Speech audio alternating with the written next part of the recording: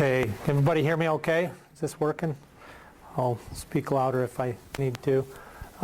Thanks for being here. Glad to be able to do this and talk to you a little bit about preventing workplace slips, trips, and falls with an emphasis on winter safety and snow and ice. So that's what we're going to spend most of our time on. We're going to talk a little bit about statistics, causes, most importantly prevention, just a little bit about some OSHA regulations as far as it relates to slips, trips, and falls. I've already showed that, so I'll skip over that. This was our statistics from 2008, and I will update this, but these numbers stay pretty much the same. These were for calendar year 2008, all the companies that we insure, all of the slips, trips, and falls.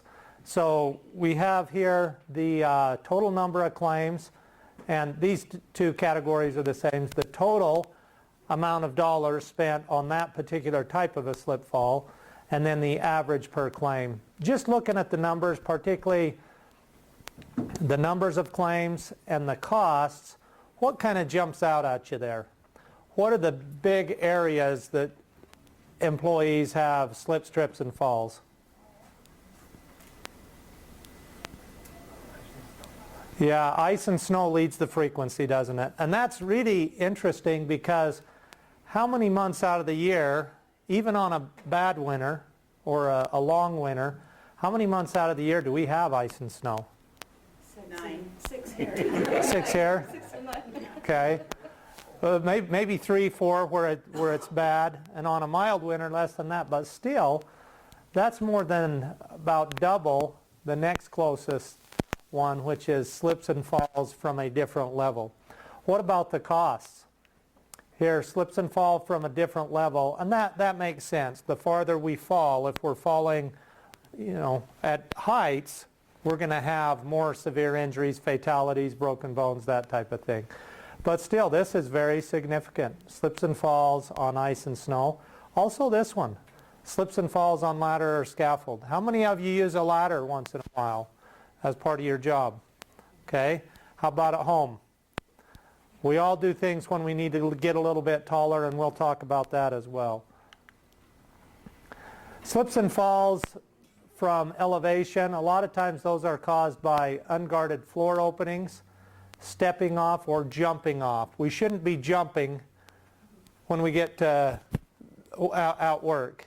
We might be able to handle that when we're in high school or a teenager, but when you get to be my age, we shouldn't be jumping from things. I've had quite a few injuries that different policy holders where maybe a heavy equipment operator or someone, or even a truck driver, they jump from their truck, twist their ankle, have an injury that way. Lack of fall protection or guardrails not adequate, or a slippery surface in combination with any of the above. Slips and falls from elevation. Okay. What do we do when we need to get a little bit taller? We shouldn't be doing this, but a lot of us, we see this quite often. Unfortunately, this isn't a rare occurrence. I'm going to show a video clip here about unguarded floor openings.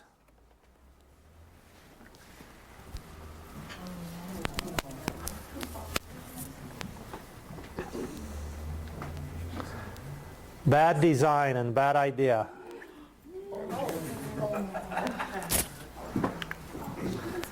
Okay, so falls from elevation, remember those were the number one as far as the costs go. We need to be careful. It doesn't take a fall of very much to cause a severe injury. Okay. How about wet floors, spills on liquid grease in food? I don't know if there's anybody in here, food preparation, Meals on Wheels or anything like that. But that can also be a potential slip fall situation. Wet floors, spills, poor housekeeping, poor footwear, floors not maintained. How about on stairs? Probably everybody here, coming to this meeting, everybody walked up some stairs. And that was a high category from that slide earlier. caused by poor snow ice removal, stairs not maintained, maybe the stairs don't meet OSHA requirements. What do you have to have on fixed stairs? If it's on an open side where you could fall over the edge, what do you have to have? Guardrail, 2 rails, top rail and a mid rail. What about on a closed stairway like we had coming up the stairs to this meeting? You have to have a handrail so that you can hold on to that as you access the stairs. A lot of times slips and falls on stairs are caused by carrying objects that limit vision or prevent the individual from holding on to that handrail. So be careful if we're carrying in boxes and things like that. Get somebody to help you make sure that doesn't impair your vision. Is that a legal stairway? No, first of all, you've got to have equal width. You can't have anything that protrudes into the walkway, although it does say be careful. And you have to have a handrail.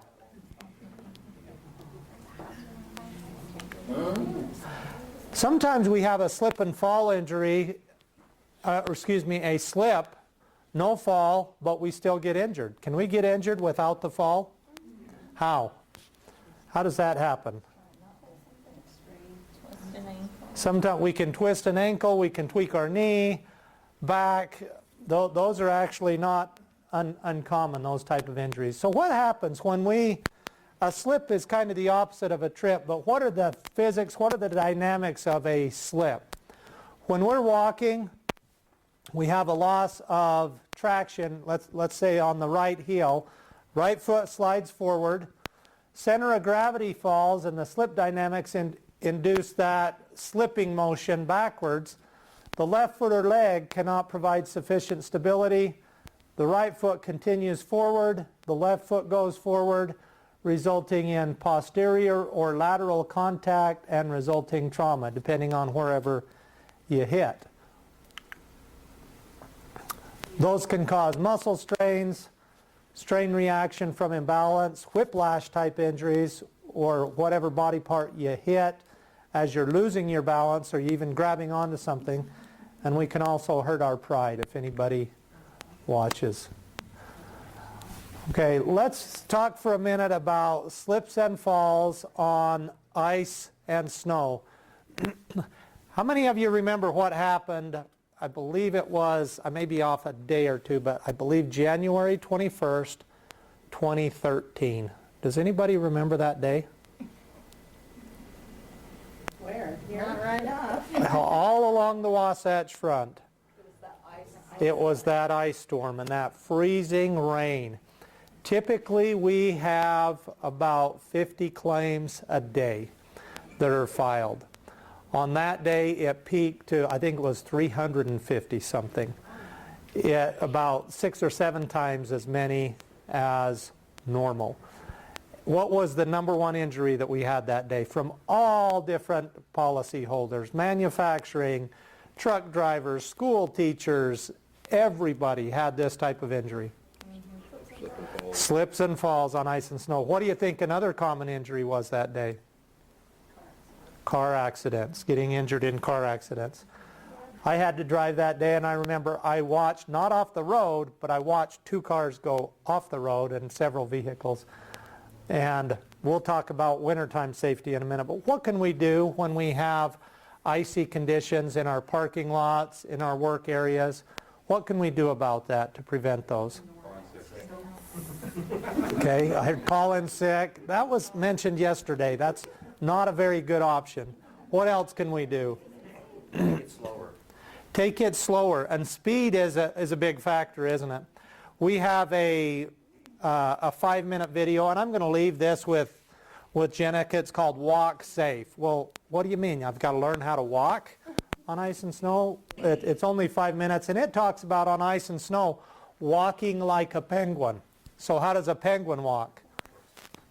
Short steps, uses its flippers to balance itself, so we get a walk like a penguin. There's nothing wrong with walking like a penguin in the wintertime. Short steps, not big long steps, and going slow. That's a good idea. What else can we do? Okay, short steps. Wear good quality footwear. Yeah, excellent. So what should we not wear walking into work when we've got ice? High heels, flip-flops, although I doubt anybody's going to wear those. Leather-soled dress shoes or cowboy boots. There's something about that leather sole that just you're like skating on an ice rink. So we want to wear good quality shoes, and there's nothing wrong with bringing a pair of boots or high traction shoes and then changing into your dress shoes or high heels or whatever that you want to wear, you know, when you're at work. Bring an extra pair of shoes. Make sure that you take a look at your footwear, you know, coming into work when we get our first snowstorm here, and make sure that it's got good tread on the bottom of it.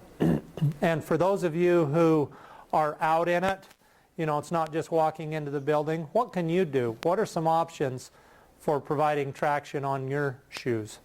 Ice cleats. Ice cleats. You know, the delivery drivers, UPS, FedEx, all those, they wear those all the time in the winter. Those, you know, maybe 15, 20 bucks a pair, but they work. They work well. Find a pair that's comfortable and that fits your shoes if you're out in it. Those can really help. What else can we do? What can we do out in the parking lot here? Preventive maintenance wise. Yeah, make sure that we put down the snow melt. What about entrances where you have yourselves and employees as well as members of the public coming in? Mats, slip resistant mats, even those carpet mats are good. We need to make sure that those are regularly looked at, inspected, maintained, so that, you know, if you have a carpet mat that's turned over, that can provide a trip hazard in and of itself. But using those, going slow, knowing what the conditions are. Okay, a lot of those things apply to driving safety in the winter, which we're going to talk about next. I'm going to show, let's show this video clip, and then let's talk about wintertime driving. Somebody is Parson Brown. He'll say, are you married?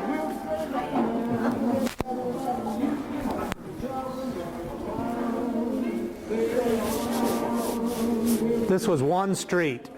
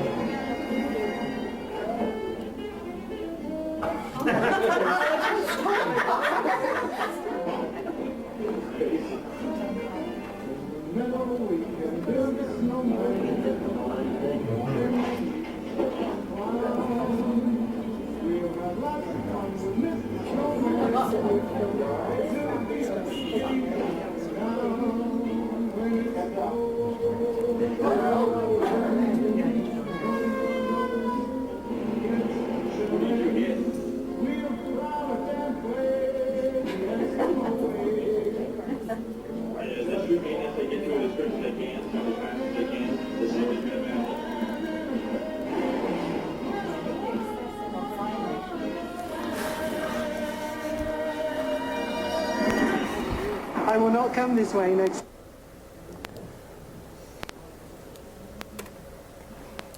Okay. For driving safety, what can we do to avoid situations like that? Or most of those were just minor property damage, but what can we do to avoid bad wrecks, slide off the road, and injuries associated with driving on slick roads? One thing I've done is I've just called in and said I'll be in about 10 after the snowplows Okay. have been out and it's had a chance to kind of melt off a little bit and that sort of thing. Okay, so we, you know, and if we have the ability to do that's great. And along those same lines, what's most important? What's the number one? Why do people slide off the road? Traction. Okay, what's the number one thing they're doing wrong? They're going too fast for conditions. So if normally it takes us a half an hour to get to work, if we see it's a snowy day, how much extra time should we build into our commute? 15, 20 minutes? Maybe an hour? I don't know. But we need to be able to go slow enough. The speed is the biggest factor in running off the road. It's not whether you're in a four-wheel drive vehicle. Tires are also important. So right along with tires, you know, just like we need to have good tread on our shoes, we need to have good tread on our tires, preferably snow tires, but if not snow tires, a good all-season radial tire on there. And I know I'm pretty cheap. I like to get my money's worth. You know, when I get tires, I like to wear them out. And then, you know, in the summer, that's okay, but in a dry climate like this. But in the winter, I don't chance it anymore. Make sure that all my vehicles have good tires on them to provide good traction. But even then, even if we've got snow tires, we've got to go slow. And it usually seems to take that first snowstorm and you see several cars off the road, and then people decide, hey, maybe we should slow things down a little bit. What else can we do? Wintertime driving safety. Keep a distance between you and the car in front of you. Yes, keep that distance. And that's good year-round, but particularly important during the winter. And that's the number one cause of crashes, is following too close. So what is the rule that we use to see how far we should keep between cars? The 2-second rule, meaning you have 2 seconds worth of distance. And if you're going 80 miles an hour out here on ice and snow, does that 2-second rule apply? You know, how much distance is 2 seconds going 80 miles an hour, even on dry roads? It's a long ways. And in the wintertime, we need to even add to that 2-second rule.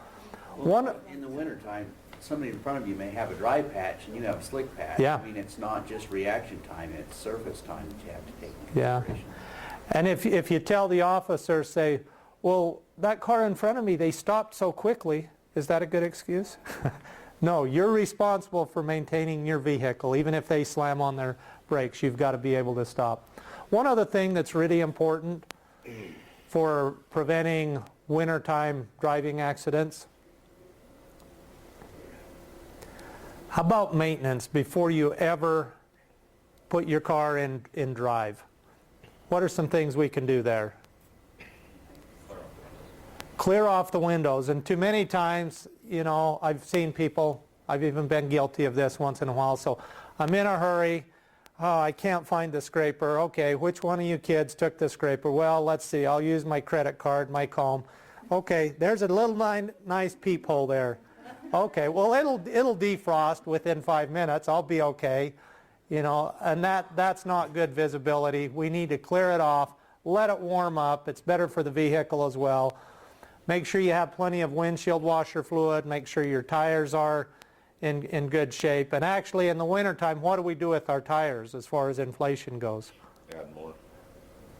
Add more, let a little bit out. Now, we don't want it to be unsafe, and we don't want to wear the tread down unusually, but we want to let a little air out. And the tire store Problem with some of the newer cars, can help it. and your little thing comes on. Yeah, and some of the, yes, and some of the funky tires, I'm not sure that they even recommend that we let air out of those.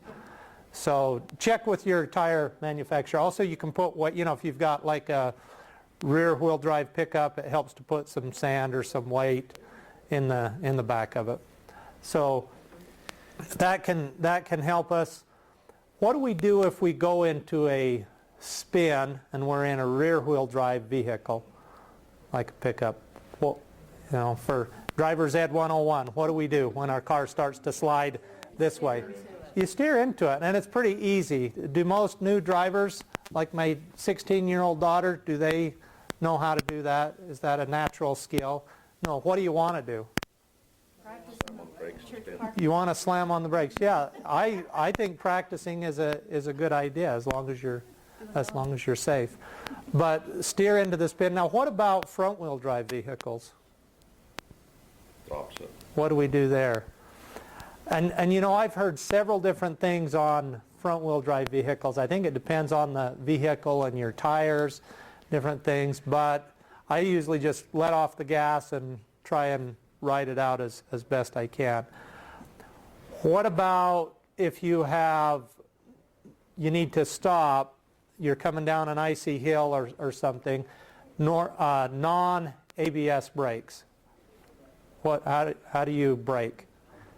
You pat the brake, don't you? You pump the brake. What about ABS brakes? You let it do it for you. Yeah. Do you slam on the brakes? No, you apply pressure and you don't lay it off, right? You keep that pressure on, but you don't pat the brakes. But hopefully, if we're doing things right, we're adding extra time, we're making sure our preventive maintenance is done on our vehicle, we have good tires, we're not going to go into a slide. And speed is the biggest factor there. Let's see. Oh, preventive maintenance is really important.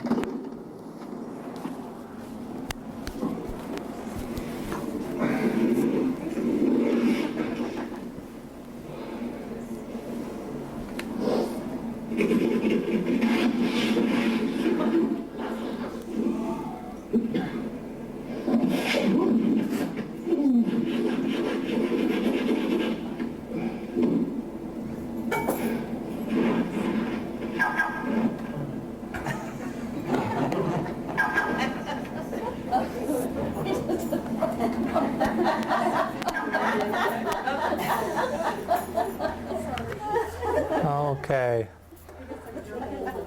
Want to talk for just a minute about falls from ladder or scaffold, the ladder mainly. And this kind of relates to what we do when we need to get a little bit taller. These would also be slips, falls from a different level. But what do we do when we need to get a little bit taller? What should we do? Even at home, your employer doesn't have control over you at home, but we want you to be safe there too. What do we do when we get a little bit taller? When we need to get taller to reach something? What do we do here? I need to put this banner up. It says Merry Christmas, or for the Christmas party. You get a taller ladder. Okay, what should we use? A ladder or a step stool that's got, approved for that purpose. What should we not use? Okay, 2 ladders, a ladder like this. Step ladders, we never want to step on the top step or the second step. I took this picture, guy up there working.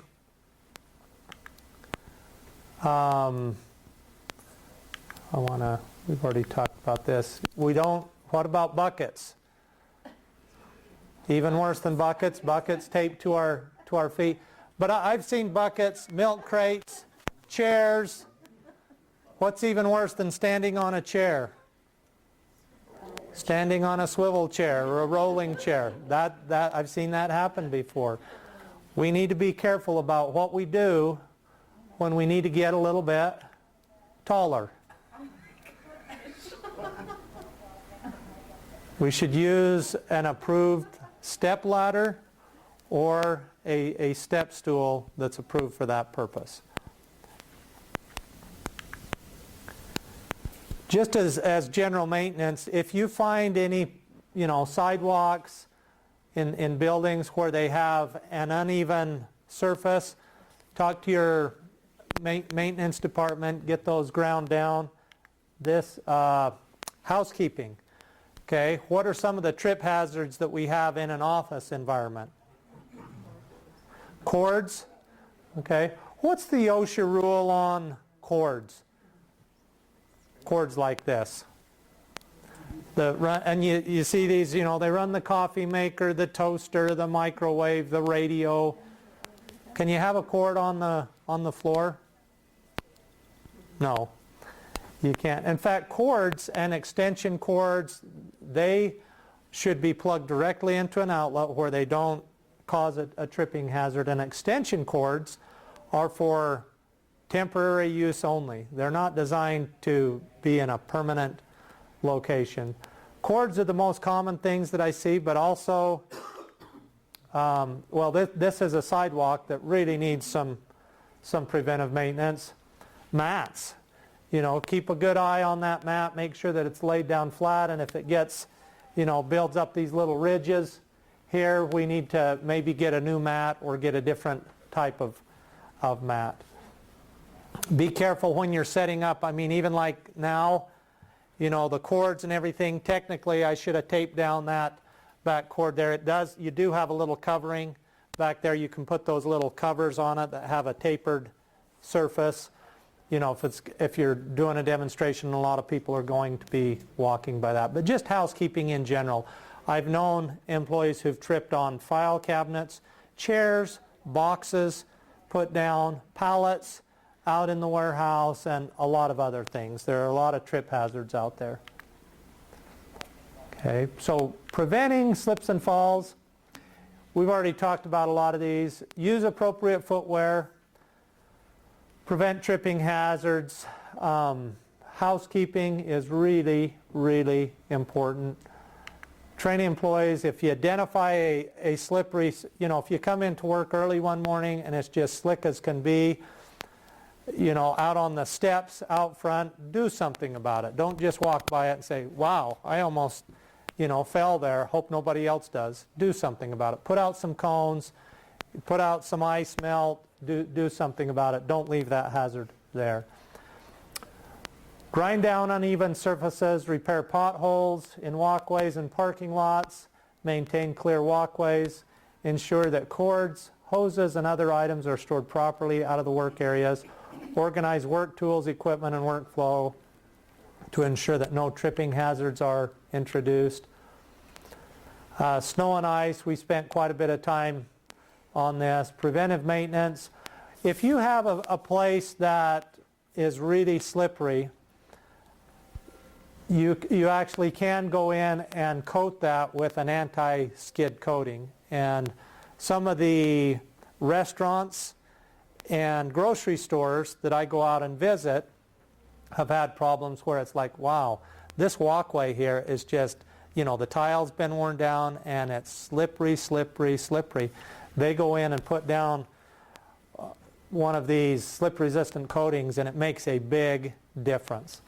On stairways, you can do the same thing. Carpet's pretty good, but if you have tile or marble, it can be very, very slippery.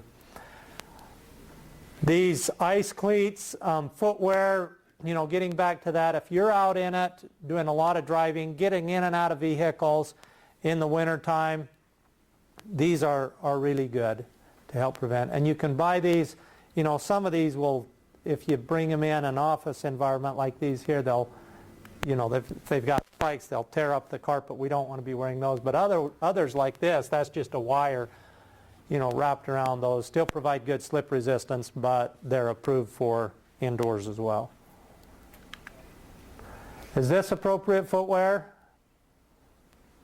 No. Okay. Does anyone have any So what's wrong with the running shoes? with the running shoes? You know, the thing about that, they do have a lot of tread on them. There's something about the rubber that are used on your typical running shoes or athletic shoes that make them good on the basketball court, but very slippery. And I've had truck drivers who, I never recommend those to truck drivers anymore. I've had truck drivers who have said, well, I got a pair of athletic shoes, they're comfortable, and they go to get out of the cab of the truck and they slip on something because that rubber, I don't know what it is, but it's black soled shoes like you would find on a boot, like a work boot, have much better traction than those athletic shoes. It's a lighter rubber and it just doesn't provide good traction. But it's better than some of the other options there. Anybody experienced that before, or with your athletic shoes? Even runners that I know, hardcore runners that go out and do trail running and things like that, they change their shoes when it comes to wintertime running. Good question. Anybody else have any comments or questions on wintertime safety, slips, trips, and falls? Okay, well, thanks for coming. And our slogan at Workers' Comp Fund is what? Be careful out there.